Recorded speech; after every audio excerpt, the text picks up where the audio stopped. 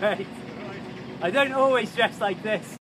Hello there folks, I'm Dan Brown from Sort of Interesting, and today I'd like to discuss thoughts on buying my third Canal boat, especially with regards to being a YouTuber and doing so, and also have a general catch up because it's been several months since I've been able to post a really well put together and highly edited video, as unbelievably for a while now I haven't so much as owned a laptop or a computer.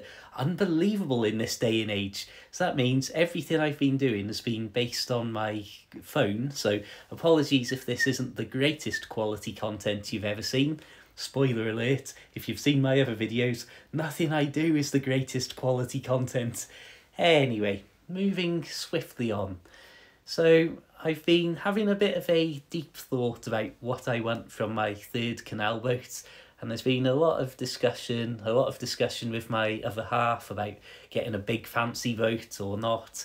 And I will admit that I think it was the end of last summer I did come very, very close to buying maybe a slightly fancier boat than you would expect me to buy.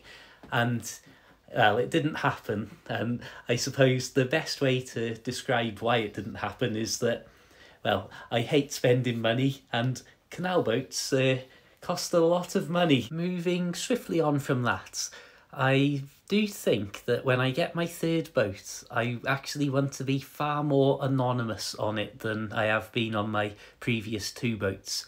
And this isn't because I've had any kind of major negative effect in my life from being so public on YouTube and various social media platforms. In fact, I can say at this point, I don't believe that I've ever had a negative interaction in real life with somebody who's known me from the internet. And obviously, if we take away that real life element and say I've never had a negative interaction online, well, that's not quite so true, because there's certainly some strange characters out here, and when you post as many videos for, I don't know, 2 decades like I do, they certainly find you sooner or later.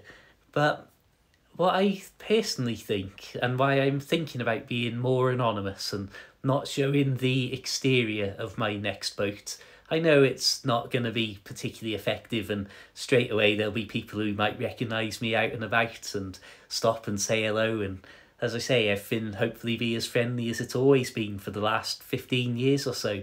But I feel that I see more and more online, and this isn't specifically regarding boats, but because the separation between the internet and real life is all but evaporated now, because the internet takes up so much of a central position in so much of society, I see more and more trouble where random people from the internet are turning up and interacting with people who post videos or do live streams in what I would describe at best as bizarre ways to behave, and at worst, I'm sure you know, extremely negative, aggressive and just unpleasant ways to interact in the real world, where obviously there's this extraordinary decline, in my humble opinion, in what people will do in real life to get views and clicks for the magic digital realm that they seem to think is so important.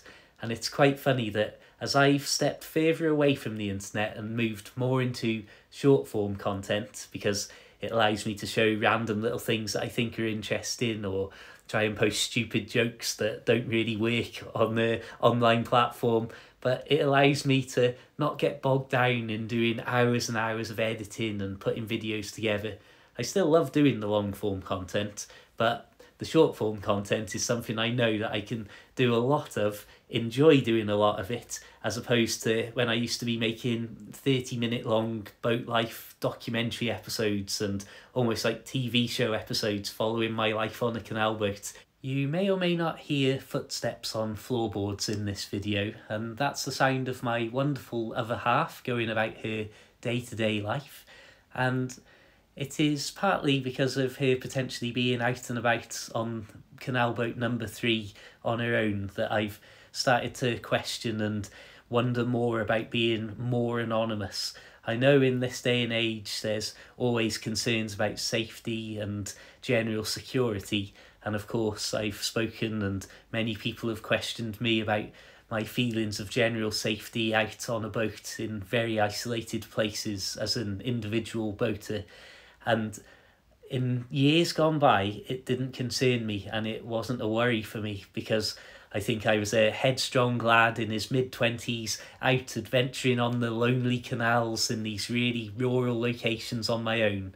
Whereas, of course, if I've got other people potentially going to be on board, and if I'm hopping on my bike and pedalling into work and leaving them out in these various isolated places on their own, I perhaps maybe need to be less selfish and more considerate of their own feelings of safety and their own concerns about boat life in those sort of areas going forwards.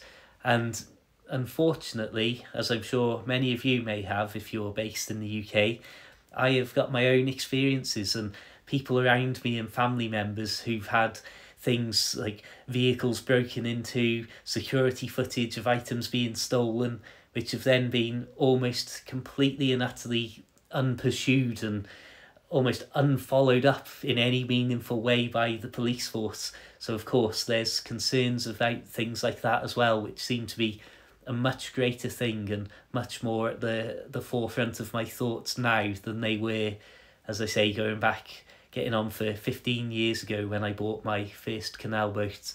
So again, I don't want this to be a sad video. I want this to be more of a look at me now as somebody approaching their 40th birthday in the next few years, trying to look at life with a much longer term view, a much more thought out, considered view, and a considerate view towards the people around me. I don't want to use the term, I hope this shows maybe a more grown up, a more mature version of myself, but perhaps it does. Or perhaps I can just about record a video and sound like I'm a real grown up these days.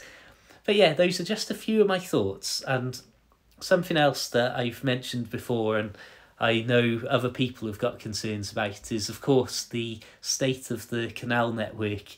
And it does concern me greatly, the idea of some of the things that I look around and see that there's maintenance that's not being done, even at a basic level of maintaining and mowing back some of the overgrown towpaths just in the areas that I've seen. And a fisherman friend of mine and a cyclist friend of mine have reported about even the very same stretches of canal being allowed to overgrow in ways that they haven't before.